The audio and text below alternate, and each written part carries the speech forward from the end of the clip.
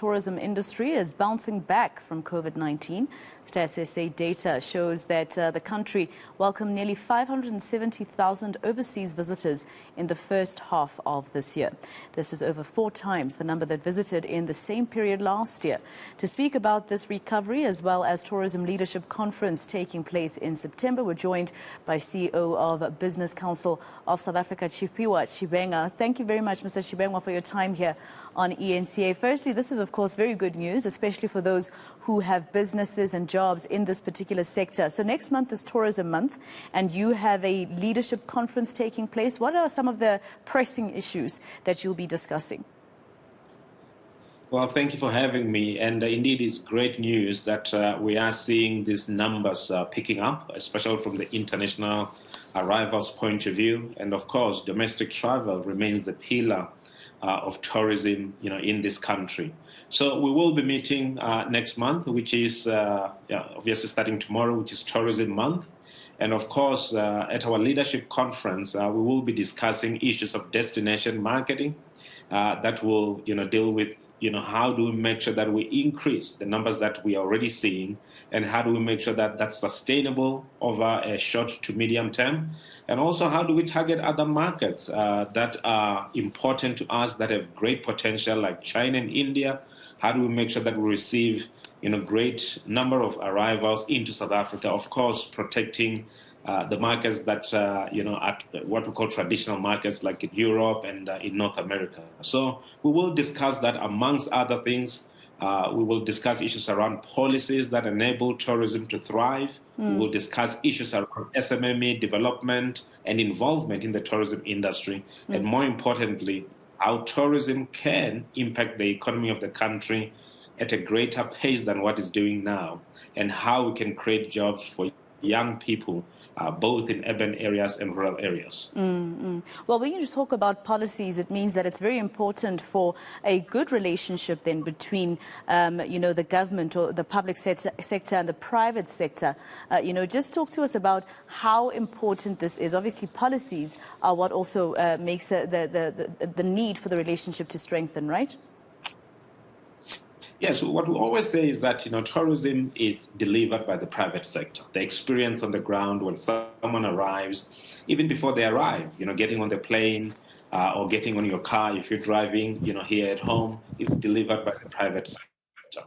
Now, we have to make sure that the private sector conditions are conducive enough to deliver the superior experience that will ensure that both domestic travelers and international travelers are able to travel over and over again, what we call repeat travelers. So it's very important that, the relationship between ourselves as a private sector and our colleagues from the public sector is a relationship that produces good results for tourism and for employment in the country, and of course for the economy. So our relationship, and in terms of how we depart from where we are now and what type of policies we need to be thinking of, I think it's quite important. You will realize that, when you're traveling to a destination, we use roads. We go to places where it's managed by local municipalities. Others are managed by provinces. Others are managed by national government. How do we make sure that all the 3 spheres of government work together to ensure that the delivery of tourism from what the public sector is supposed to do? How do we make sure that they do what they're supposed to do? And of course, from our side, how do we make sure that we do what we're supposed to do? So that conversation in terms of how do we move forward together? How do we hunt as a pack so that we can see better results for tourism is quite critical. You look at issues of visas. That's government that has to issue visas. Are we doing that fast enough to ensure that travelers are coming? So the French have already complained about the backlog that we have at Home Affairs and with our visas. So this is already, I assume, going to impact business badly, especially in the tourism sector. If the French are already complaining, we know that the US has already boosted the tourism industry, but the French have already said that, this is a problem. No, absolutely. And we are receiving this from, various angles in terms of the speed, that it's not there in terms of issuing the visas. And also, how do we open up other markets? We have other markets here in the African continent that have a pent-up demand, and people want to come to South Africa. How do we make sure that they can be able to travel to South Africa? So the speed in which we issue these visas is quite important. And we do know, and we work with Home Affairs on the issues around the e-visa system, but we need to obviously and continuously improve, knowing that travelers have a choice. We are just one country that they are choosing to travel to. If we don't give them that ease of access, they will go to another country, they will pursue other destinations, and they will travel there and will lose out. And we've seen this with the delays, in visas. So we need to improve that situation. We will talk about that because it's critical. If we're going to target India and China, these two countries need visas to come to South Africa. Yeah. It's going to be on the speed on which we can issue these visas that will make us competitive. So very important that we solve those things and many other policy issues and it's that also, are inhibiting. Yeah, it's also embarrassing because it makes us look a bit incompetent, doesn't it?